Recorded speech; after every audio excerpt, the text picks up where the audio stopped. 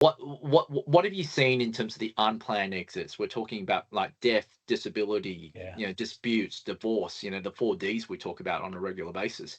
Oh, Um, yeah. what have you seen in terms of good and bad outcomes in businesses? Unplanned outcomes are always bad, Mm, generally, when it comes to stuff like this. Look, no one wants to talk about money. No one wants to talk about longevity. No one wants to talk about fatality. No one wants to talk about all that stuff. It's you just don't want to do it. But unfortunately, you've got to have hard decisions and you've got to have plans in place.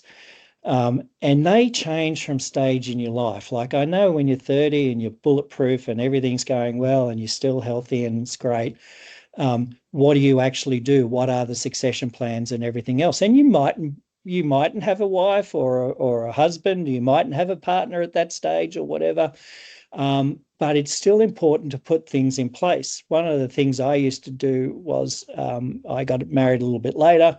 Was I had a trusted friend or two trusted friends. One was a business owner and one was a lawyer, and I wrote a pack each year. Basically, this is what I've got. This is what I want to happen. And especially when I had a business, this is what should happen. This is how you mm, close mm, everything down or do this or do that. And as you go through the years, you meet someone and whatever, involve them in your decision making, involve them in your planning processes, let them know. Because think about it, if you die, they've got a whole heap of emotions going through their heads.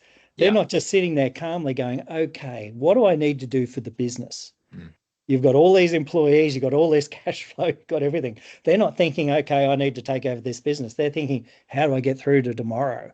mm, And so you've got to involve them in the decision making process. You've got to have external advisors there ready and able to enact things on your behalf to be able to do it. Because if you've got employees or you've got obligations, they don't change if you suddenly go. So unfortunately, those are the things you've got to be cognizant of. I know it's hard because you're running a business. Where's the time come?